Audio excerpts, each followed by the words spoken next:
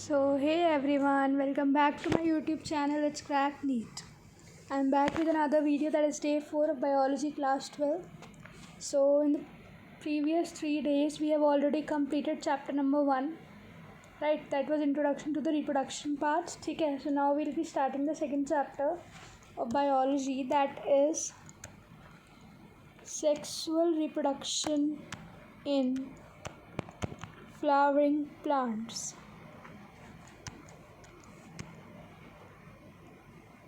So this is what we'll be starting today in our day 4 video, and we'll complete it by day 5. Right, so let us start sexual reproduction in the flowering plants.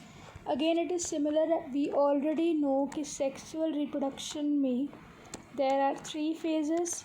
In between is fertilization, before that was pre-fertilization, and after that was a post-fertilization. ये हम already देख चुके हैं, ठीक है. In the first chapter introduction मैंने ये flow chart बनवाया था, जिन बच्चों ने नोट्स बनाए they might have seen. Okay, so let us see the pre fertilization. Pre fertilization के अंदर क्या क्या स्ट्रक्चर्स होते हैं एंड क्या क्या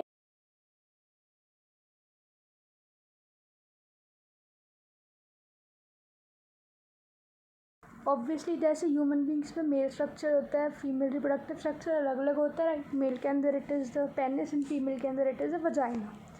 right, okay. So now let us see in the flower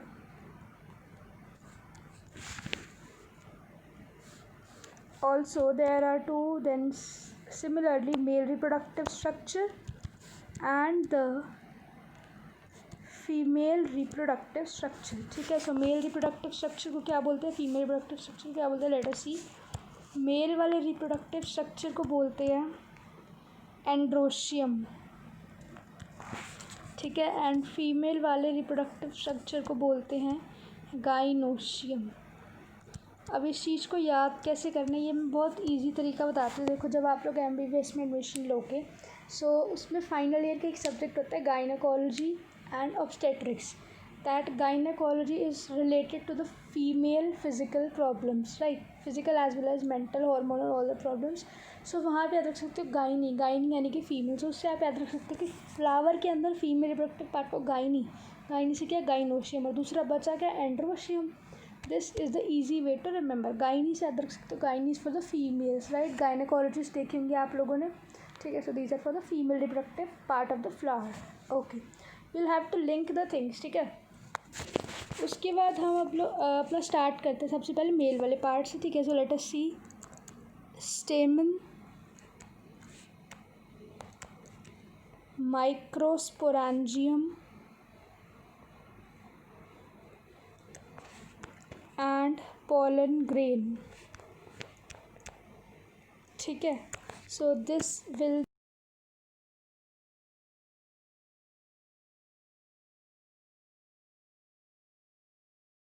flower को क्या बोलते हैं, फीमेल रिप्रोडक्टिव पार्ट को क्या बोलते हैं, ठीक है. Male was androecium, female was a gynoecium.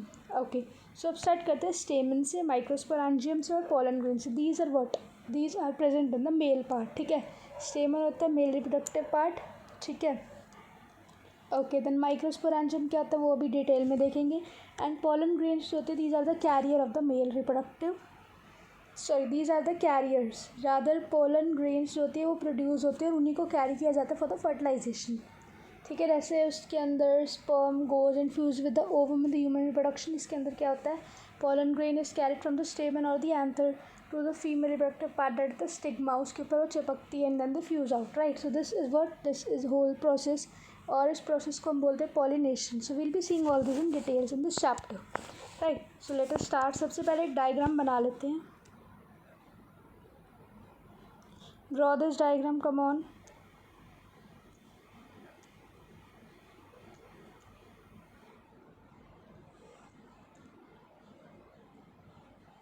Okay, drawn.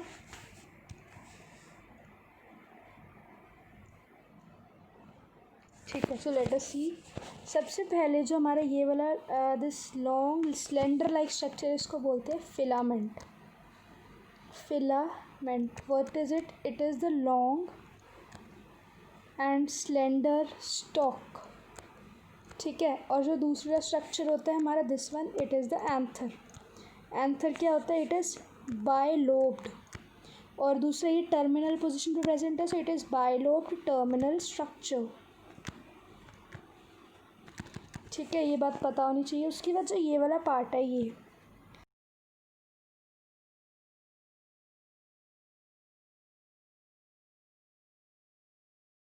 Okay.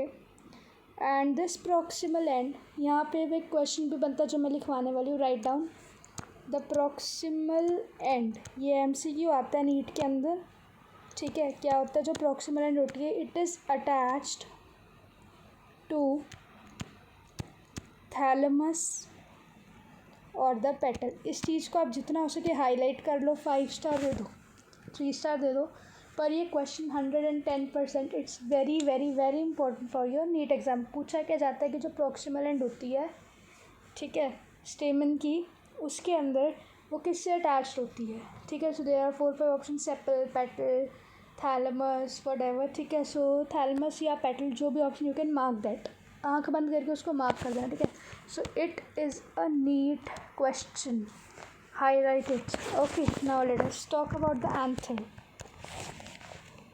So what is anther?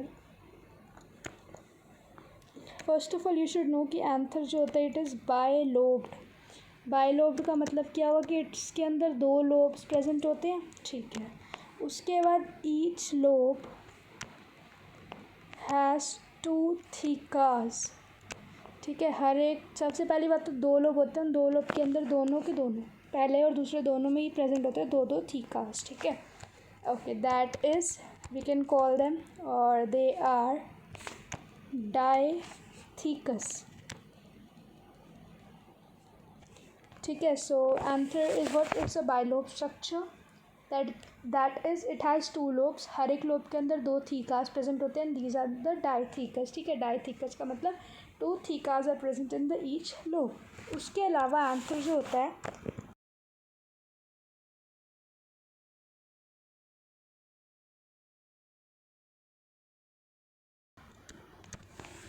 Tetragonal structure, यानी कि in the shape of a pyramid we can say, ठीक है, यानी कि 4 चीज़ें, 4 कॉर्नर्स हो गए। ओके, सो टेट्रागोनल स्ट्रक्चर जो होता है इट हैज़ 4 माइक्रोस्पोरेंजियास, ठीक है। यहाँ मैंने बताया था ना कि माइक्रोस्पोरेंजियम पढ़ेंगे, तो वो पढ़ेंगे 4 माइक्रोस्पोरेंजियम, ठीक है। क्या होते हैं वो भी आगे मैं बताने वाली हूँ। सो एंथर क्या है? टेट्रागोनल स्ट्रक्चर जिसके अंदर 4 माइक्रोस्पोरेंजिया प्रेजेंट होते हैं। Right down, they are located at 2 corners, दोनों के दोनों, यानी कि 2-2 हर कॉर्नर में प्रेजेंट होते हैं, comma 2 in each lobe. Lobes कितने होते हैं? 2, सो दोनों लोब में 2-2 प्रेजेंट हुए, कॉर्नर पे टोटल कितने हो गए? 4, ठीक है। Okay, so what happens to these microsporangia? These microsporangias they develop further and they become pollen sacs, ठीक है। So this is what happens to microsporangium. क्या होता है कि वो आगे डेवलप करते हैं और वो बन जाते हैं pollen sacs. Okay, so now let us talk about the microsporangium first. Microsporangium, so microsporangium क्या होता है? It is a circular structure. सबसे पहली चीज़ तो पता होनी चाहिए कि सर्कुलर होता है, ठीक है। उसके बाद सबसे इम्पॉर्टेंट चीज़ क्या है कि it is surrounded by 4 wall layers, ठीक है। सो माइक्रोस्पोरेंजियम क्या है? सर्कुलर स्ट्रक्चर है जो कि सराउंडेड है 4 वॉल लेयर्स से, ठीक है। 4 वॉल लेयर्स को सीक्वेंस में याद करना इज़ इम्पॉर्टेंट। सीक्वेंस कैसे याद करनी है? ई स्क्वायर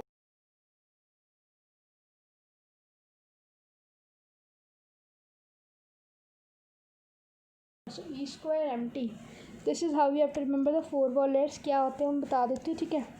सबसे पहले ई से आउटर लेयर को बोलते हैं एपिडर्मिस। उसके बाद सेकेंड ई से it is endothecium, right. Then M से it is middle layers and then T से it is tapetum, Okay, so these are what? These are E square MT, यानी कि these are the layers of the microsporangium, या these are the walls. ठीक है. Okay उसके बाद जो ई square M होता है, यानी कि एपिडर्मिस, एंडोथीशियम और जो मिडल लेयर्स होती हैं, इनका काम होता है प्रोटेक्शन प्रोवाइड करने का. So what they do, they provide the protection and help in dehiscence of anther to release pollen. Anther का काम क्या होता है? पॉलन को रिलीज़ करना. उसकी डेहिसेंस में कौन हेल्प करता है? It helps the all the three layers, epidermis, endothecium और मिडल लेयर्स. ये होता है इन तीनों का काम. और उसके बाद जो टैपेटम लेयर होती है, सबसे इम्पॉर्टेंट लेयर, इसके कुछ फीचर्स लिख लो. It is binucleate. ठीक है. It is the inner most layer होती है. ठीक है. It has dense cytoplasm. Binucleate हो गया, डेंस साइटोप्लाज्म हो गया. It is the nutritional layer. So ये क्या करती है? It provides the nutrition. ठीक है. किसको? To the developing pollen grains. ठीक है. This is what? This is the tapetum. Tapetum क्या होती है? बाइन्यूक्लिएट है, यानी कि दो न्यूक्लियस है. साइटोप्लाज्म बहुत गहरा, घना, डेंस होता है. ठीक है. और तीसरा काम क्या होता है इसका?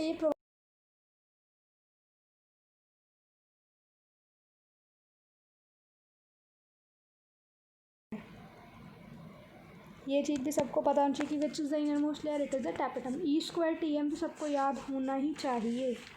Okay. Then right down something in the form of the flow chart. Right.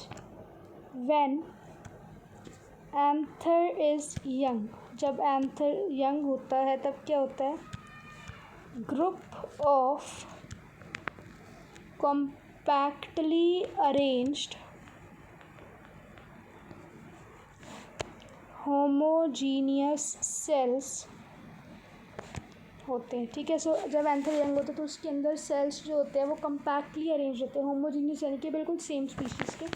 And इनको हम क्या बोलते हैं? These are known as sporogenous tissue. ठीक है. So what we call them? We call them sporogenous tissue. What they do? They occupy centre. किसका centre occupy करते हैं? Of each microsporangium. Right. So this is about the sporogenous tissue. Also ये जो sporogenous tissue होते हैं, इसके जो sales होते हैं, they undergo meiotic division to form microspore tetrad. अब टेट्राड मतलब चार का वो पार्ट. ठीक है. चार का स्ट्रक्चर हो गया. तो this is about the sporogenous tissue. उसके बाद एक प्रोसेस होती है वेरी वेरी वेरी इंपॉर्टेंट और easiest, that is known as microsporogenesis. नाम से ही बिल्कुल क्लियर हो रही है, microsporogenesis. So write down the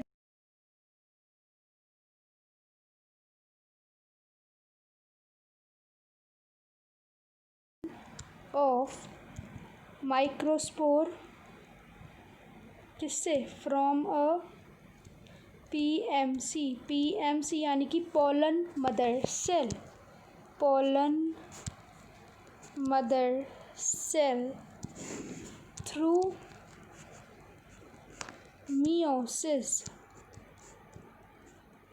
ठीक है. So this is the definition of microsporogenesis, यानी कि माइक्रोस्पोर का बनना. किससे? पोलन मदर सेल से. किस प्रोसेस से? Through meiosis. ठीक है. ओके. उसके बाद late us see something about the microspores. Write down microspores. These are arranged in a cluster of 4 cells. ठीक है. 4 cells के क्लस्टर में अरेंज किया जाता है, जिनको भी अभी हमने पढ़ा. क्या बोलते हैं? Microspore tetrad. ठीक है. उसके बाद एरो डाल के लिख लीजिए. They dissociate from each other and develop into pollen grain when anther matures. सो इसका मतलब बता देती हूँ मैंने क्या लिखवाया। देखो, माइक्रोस्पोरोजेनेसिस एक प्रोसेस है जिससे माइक्रोस्पोर बनते हैं। अब जो ये माइक्रोस्पोर्स होते हैं ये चार सेल्स की फॉर्म में अरेंज होते हैं, क्लस्टर होता है उनको, उसको बोलते हैं माइक्रोस्पोर टेट्राड। वो डिसोसिएट करते हैं एक दूसरे से, चारों के चारों, ईच ऑफ देम डिसोसिएट, यानी कि चार तो वन वन वन वन के उसमें डिसोसिएट होते हैं। फिर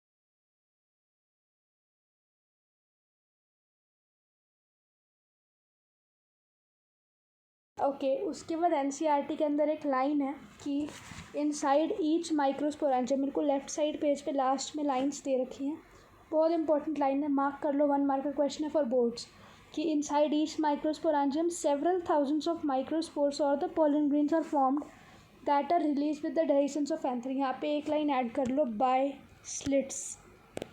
ये बाय स्लिट्स पे क्वेश्चन आते हैं कि कैसे अरेंज होते हैं, by the slits. It's a 1 marker question for board, ठीक है। अब now let us talk about the pollen grain, ठीक है। So in this video the last topic we are seeing is the pollen grain, ठीक है। उसके बाद बाकी जो बचा हुआ चैप्टर होगा will be discussing in the next video. Pollen grain सबसे पहले पता होना चाहिए क्या है। It is a male gametophyte. Male gametophyte होता है ये, PHYTE, सॉरी, ठीक है। Okay, so it is what, it's a male gametophyte, ठीक है। उसके बाद it is spherical in structure, diameter लिख लो, not so important, 25 to 50 micrometre. बाकी हाँ कभी कभी क्वेश्चन आ जाता है, दे want to make the NEET paper tough, 25 to 50 micrometre in the diameter, okay. Then you should know कि पोलन ग्रेन्स के अंदर भी 2 लेयर्ड वॉल्स होती है, इट्स ऑल्सो 2 लेयर्ड स्ट्रक्चर्स, ठीक है। एक का नाम होता है एक होती है इनर लेयर, एक होती है outer layer. So let us write about them. So जो इनर लेयर होती है उसको बोलते हैं इंटाइन, और जो आउटर लेयर होती है उसे बोलते हैं एक्साइन। इनर लेयर थिन होती है, आउटर लेयर हार्ड होती है।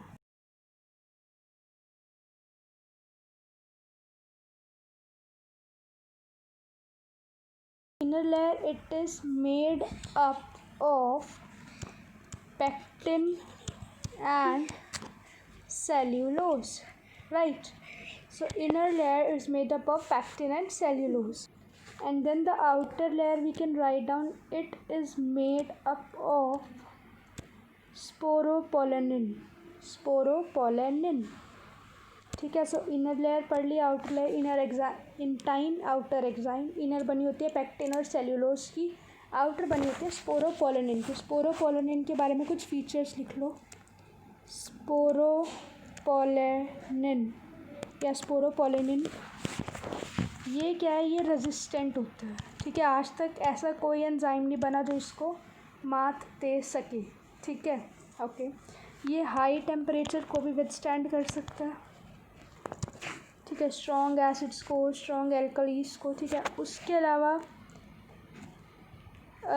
कभी कभी प्रेजेंट होते हैं जर्म पोर्स आउटर लेयर के अंदर। किसकी बात करें, आउटर लेयर के अंदर जर्म पोर प्रेजेंट होते हैं जिनके अंदर sporopollenin is absent. Sporopollenin special क्यों, ये अब तक समझ आ गया होगा, क्योंकि आज तक कोई ऐसा एंजाइम नहीं बना जो इसको ख़त्म कर सके। हाई टेम्परेचर ये विथस्टैंड कर लेता है, ठीक है। रेजिस्टेंट ऑर्गेनिज्म ये है।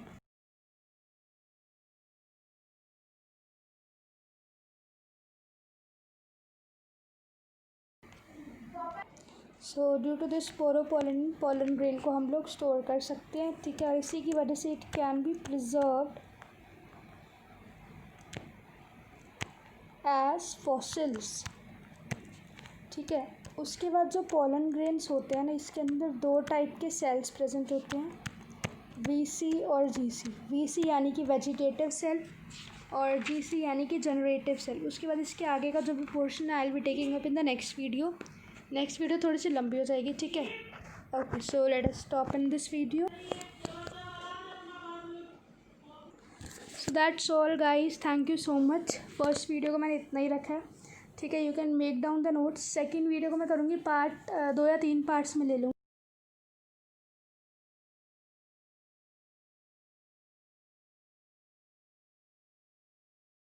Okay sir, thank you so much.